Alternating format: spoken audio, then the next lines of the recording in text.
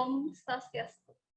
Perkenalkan, saya Nilo Gediastini dari kelas F dengan NIM 1917051048.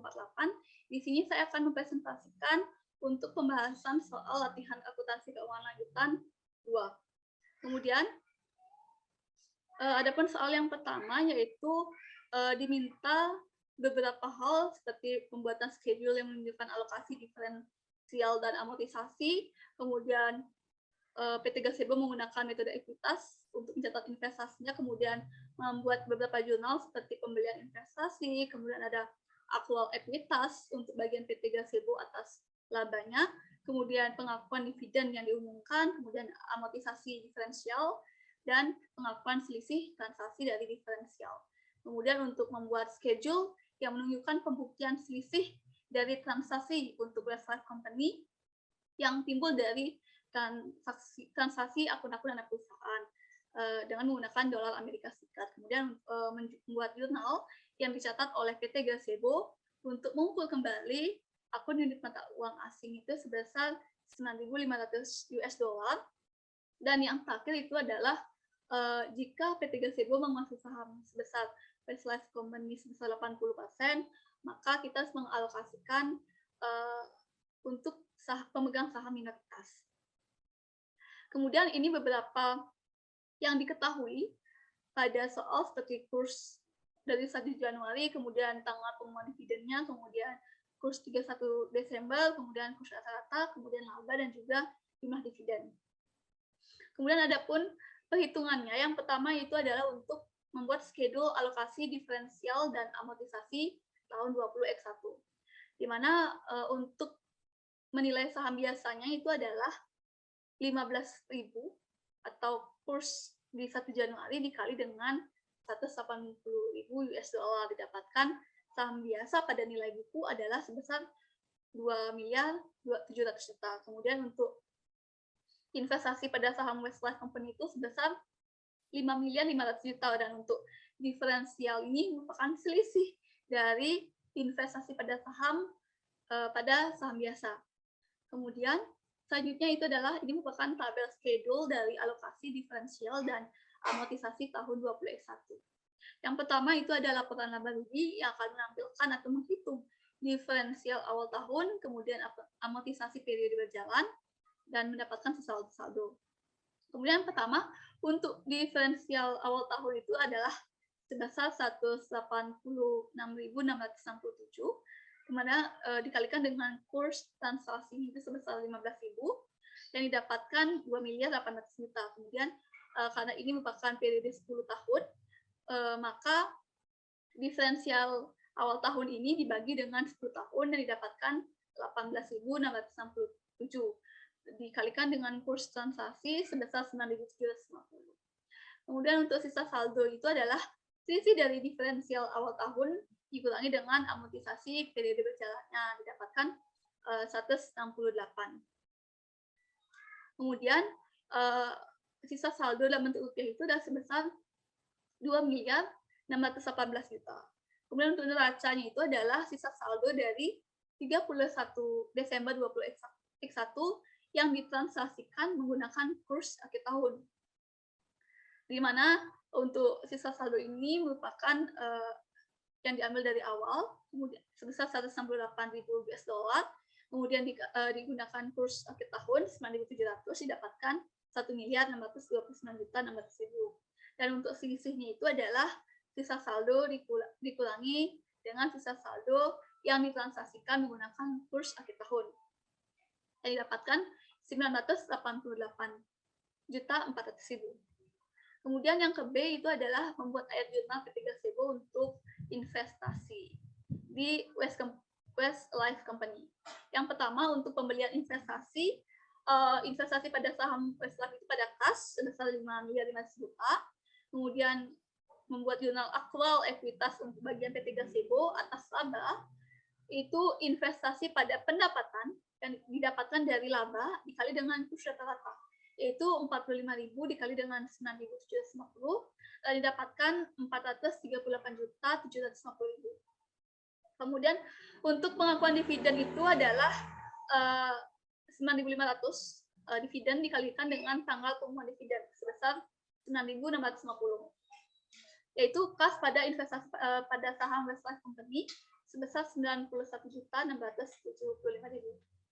Kemudian dilanjutkan dengan amortisasi diferensial, yaitu amortisasi periode berjalan dikali dengan kurs rata-rata. Didapatkan pendapatan pada investasi sebesar 180 juta. Kemudian dilanjutkan dengan pengakuan selisih transaksi dari diferensial, di mana ini merupakan selisih pendapatan komprehensif lainnya dengan selisih transaksi. Yang angka 988.400.000 ini didapatkan dari label sebelumnya. Kemudian yang ketiga itu adalah untuk pembuatan schedule pembuktian dari selisih transaksi dan ayat jurnal. Di mana di sini untuk aset bersih awal tahun itu adalah 180.000 US dollar dikali dengan 15.000 didapatkan 2.700.000. Kemudian ada laba bersih tahun berjalan, kemudian ada didapatkan selisihnya itu ada 3.047.075.000. Kemudian kita mencari aset bersih yang ditransaksikan menggunakan yang pertama itu ada kurs selama tahun berjalan, yaitu sebesar 215.500 didapatkan dari selisih dari aset bersih awal sampai dengan schedule pembuktian selisih transaksi dan ayat jurnal PT Gazebo untuk bagian dari selisih transaksi. Dan untuk akumulasi pendapatan komprehensif lainnya didapatkan sebesar 956.725.000 yang didapatkan dari 3.047.075.000 dikurangi dengan 2.090.390.000, di mana dalam hal ini terjadinya penurunan. Kemudian yang selanjutnya itu adalah untuk ayat jurnal mencatat bagian induk perusahaan atas perubahan dalam selisih transaksi dari transaksi akun-akun perusahaan. Yang pertama itu ada pendapatan komprehensif pada investasi sebesar 956.725.000 didapatkan dari perhitungan sebelumnya. Kemudian ada ayat jurnal penutup dari pendapatan komprehensif lainnya dalam selisih transaksi dari investasi pada anak perusahaan, yaitu didapatkan dari 956.725.000 dikurangi dengan 988.400.000. Kemudian yang kedua itu adalah kita membuat ayat jurnal PT Gazebo untuk mengukur kembali unit mata uang asing. Yang pertama adalah ayat jurnal untuk menilai kembali akun unit mata uang asing dari jumlah awal dibuat saat menerima rupiah. Kemudian didapatkan unit mata uang asing pada penjualan sebesar 6.112 didapatkan dari 9.500 dikali dengan 9.650 kemudian dibagi dengan kurs awal. Kemudian dapatkan 6.112. Kemudian untuk ayat jurnal menyesuaikan unit mata uang asing rupiah ke kurs sekarang itu didapatkan dari selisih dari perhitungan untuk menilai kembali unit mata asing pada awal dan juga pada saat sekarang, yaitu didapatkan 9.451 dikurangi dengan 6.112 didapatkan dengan 3.339. Dan hal ini di dalam slide sudah dijelaskan untuk perhitungannya. Kemudian untuk yang E yaitu adalah untuk membuat alokasi sisa saham Westlife Company kepada pemegang saham minoritas. Nah, karena pada awalnya dijelaskan bahwa PT Gazebo mempunyai 80% saham, maka untuk minoritasnya itu adalah sebesar 20%, di mana dalam perhitungannya adalah saham biasa itu dikali dengan 20% dari saham minoritas didapatkan 540 juta untuk saham minoritas. Kemudian untuk saldo labanya yang pertama itu ditambah dengan laba bersih yang kita dapatkan yaitu 438.750 juta dikali dengan 20%, kemudian dikurangi dengan pembagian dividen yang didapatkan sebelumnya yaitu sebesar 91.675 dikali dengan 20%.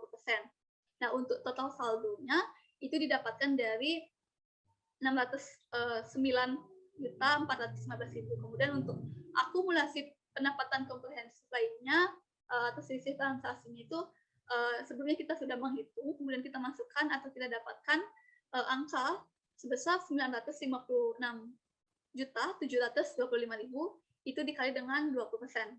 Dan didapatkan 191.345.000. Nah, untuk total kepemilikan minoritas ini adalah selisih dari total saldo laba dikurangi dengan akumulasi pendapatan komprehensif lainnya atau selisih transaksi.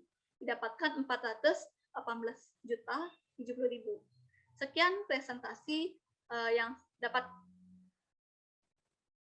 saya sampaikan untuk soal yang pertama. Di sini saya akan melanjutkan presentasi untuk soal nomor 2, yang merupakan beberapa informasi sesuai dengan soal. Kemudian kita akan membuat 3 jurnal. Yang pertama yaitu ada ayat jurnal untuk lindung nilai komitmen mata uang asing yang belum diakui. Untuk di bulan Agustus 2021 untuk mengakui kontrak masa depan, kita menghitung dengan 7 juta atau transaksi awal dikali dengan kurs masa depannya itu sebesar 4.950, didapatkan piutang mata uang asing pada utang rupiah ke broker sebesar 34.650.000.000. Kemudian di bulan Oktober untuk menilai kembali piutang valuta asing dan lindung nilai komitmen menggunakan kurs masa depan dengan perhitungan 7 juta dikali dengan 5.000 dikurang 4.950 atau kurs masa depan dari bulan Oktober dikurangi dengan kurs masa depan dari bulan Agustus, didapatkan piutang mata uang asing pada keuntungan sebesar 350 juta, kemudian kerugian transaksi mata uang asing pada komitmen sebesar 350 juta. Kemudian selanjutnya yaitu untuk 1 Oktober 2021 yaitu menerima persediaan menutup komitmen dan mengakui utang usaha untuk mata uang asing, yang mana untuk perhitungannya, untuk perhitungan utang usaha kita kalikan 7 juta dikali dengan 2.650 atau kurs tunai dari bulan Oktober, dan didapatkan sebesar 18.550 juta. Kemudian komitmen kita dapatkan dari perhitungan awal, dan untuk persediaan itu merupakan selisih dari utang usaha dan komitmen. Kemudian untuk 31 Desember 2021 untuk menerima persediaan, menutup komitmen dan mengakui kurs masa depan, utang usaha dalam yen menggunakan kurs tunai dengan perhitungan 7 juta dikali dengan 2.900 dan didapatkan piutang mata uang asing pada keuntungan sebesar 20.300 juta. Kemudian jurnal berikutnya adalah untuk yaitu 7 juta dikali dengan 3.950 dikurangi 2.650 yaitu kurs tunai dari 31 Desember dan kurs tunai dari 1 Oktober. Selanjutnya itu untuk di 1 April untuk menilai kembali kontrak masa depan pada tanggal jatuh tempo menggunakan kurs tunai dan utang usaha dalam yen. Kemudian yang jurnal pertama yaitu untuk menghitung 7 juta dikali dengan 7.900 dikurangi dengan 3.865 atau kurs masa depan dari bulan 31 Desember dikurangi dengan kurs masa depan di bulan April yang didapatkan sebesar kerugian transaksi mata uang asing dalam piutang mata uang asing dalam bentuk euro yaitu sebesar 28.245 juta. Kemudian untuk jurnal berikutnya yaitu 7 juta dikali dengan 3.950 dikurangi 3.865 yaitu kurs dari April dikurangi dengan kurs tunai dari bulan Desember yang didapatkan utang usaha pada keuntungan transaksi mata uang asing sebesar 555 juta. Kemudian di bulan April untuk menyerahkan dari broker dan menerima yen untuk melunasi hutang, di mana hutang kita di broker itu sebesar 34.650 juta, yaitu dari transaksi awal 7 juta dikali dengan kurs masa depan di bulan Agustus yaitu 4.950. Kemudian untuk selanjutnya itu ada 7 juta dikali dengan 3.865 yaitu merupakan kurs dari bulan April. Didapatkan untuk unit mata uang asing dalam bentuk euro dan piutang mata uang asing dalam bentuk euro sebesar 27.055 juta. Kemudian untuk utang usaha dalam bentuk euro untuk unit mata uang asing dalam bentuk euro didapatkan 27.055 juta. Kemudian dilanjutkan dengan jurnal B, di mana pada jurnal B ini adalah untuk jurnal untuk lindung nilai transaksi yang diperkirakan. Di mana untuk di 1 Agustus 2021 ini sama dengan jurnal sebelumnya itu untuk mengakui kontrak masa depan, yaitu sebesar piutang mata uang asing dalam bentuk euro di hutang rupiah ke broker sebesar 34 miliar 650 juta. Kemudian untuk di 1 Oktober 2021 untuk menerima persediaan yang merupakan transaksi diperkirakan dan mengakui utang usaha valuta asing menggunakan kurs tunai, yaitu kita mengalihkan 7 juta dikali dengan 2.650 atau dengan kurs tunai dari bulan Oktober didapatkan piutang mata uang asing euro pada pendapatan komprehensif lainnya sebesar 350 juta. Kemudian untuk persediaan dan utang usaha didapatkan 18 miliar 550 juta, yaitu dengan 7 juta dikali dengan kurs masa depan bulan Oktober dikurangi dengan kurs masa depan bulan Agustus. Selanjutnya yaitu untuk bulan 31 Desember 2021 yaitu untuk menilai kembali kontrak masa depan menjadi nilai wajar akhir tahun menggunakan kurs masa depan dari sejak Oktober 2021 dan mengakui laba dan rugi dalam pendapatan bersih, di mana dalam hal ini menilai utang usaha dalam bentuk yen menggunakan kurs tunai. Adapun jurnal yang pertama yaitu piutang mata uang asing dalam bentuk euro pada keuntungan transaksi mata uang asing didapatkan 20 miliar 300 juta, yaitu didapatkan dari 7 juta ini dikali dengan kurs masa depan bulan Desember dikurangi dengan kurs masa depan bulan Oktober. Kemudian untuk jurnal selanjutnya itu didapatkan untuk menutup keuntungan transaksi tersebut, maka didapatkan kerugian transaksi mata uang asing pada utang usaha dalam bentuk euro sebesar 595 juta, yaitu didapatkan dari 7 juta dikali dengan kurs dari kurs tunai dari bulan April dikurangi dengan kurs tunai dari bulan Desember.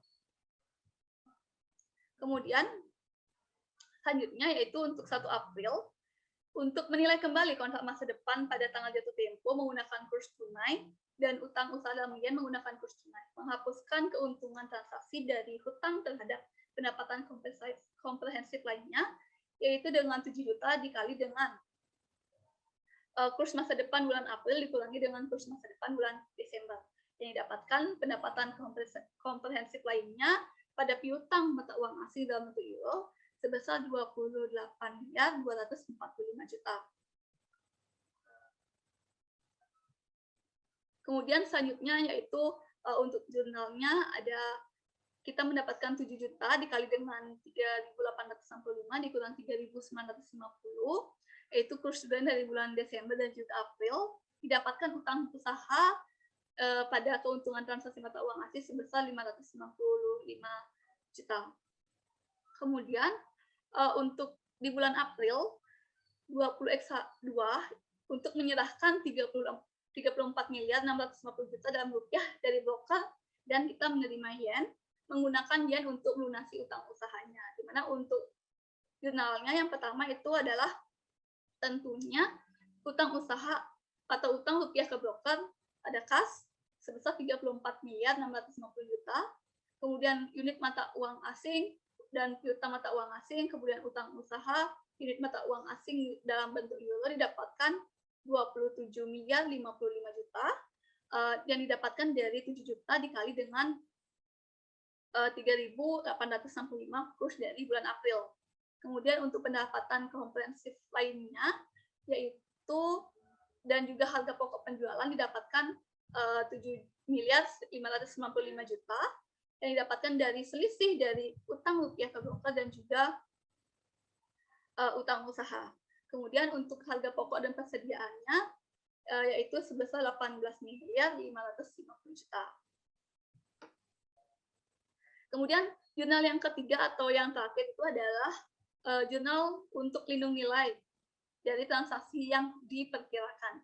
Kemudian untuk yang pertama, pada bulan Agustus sama seperti sebelumnya itu untuk mengakui kontrak masa depan didapatkan 34 miliar 650 juta. Kemudian untuk di tanggal 1 Oktober untuk menerima persediaan yang merupakan transaksi diperkirakan dan mengakui utang usaha valuta asing menggunakan kurs tunai. Di mana untuk mendapatkan jurnal ini kita hitung dari 7 juta dikali dengan 2.650 atau kurs tunai pada bulan Oktober. Kemudian pada 31 Desember untuk menilai kembali kontrak masa depan menjadi nilai wajar akhir tahun untuk menggunakan kurs masa depan sejak 1 Agustus dan mengakui bagian efektif dari perubahan nilai dalam pendapatan komprehensif lainnya.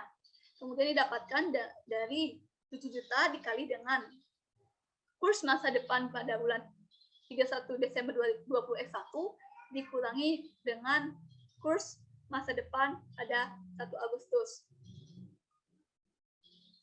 Kemudian didapatkan piutang mata uang asing pada keuntungan transaksi mata uang asing sebesar 20.650 juta.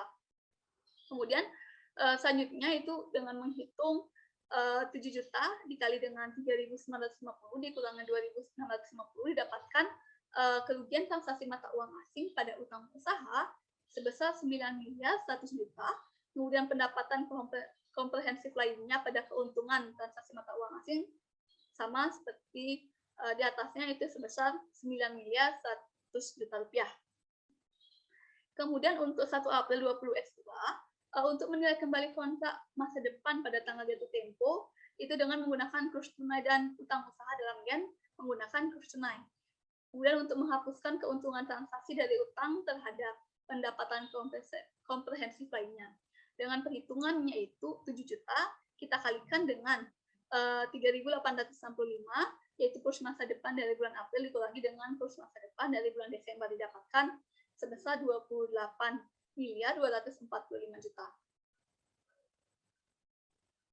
Nah, dilanjutkan yaitu dengan menghitung 7 juta dikali dengan 3.865 atau dengan kurs tunai bulan April dikurangi dengan kurs tunai dari bulan Desember didapatkan jumlah utang usahanya itu adalah utang usaha pada keuntungan sebesar 555 juta dan kerugian transaksi mata uang asing pada pendapatan komprehensif sebesar 555 juta.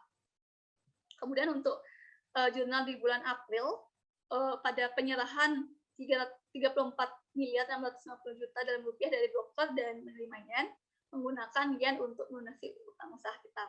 Kemudian untuk utang rupiah ke broker pada kas sebesar 34.650 juta.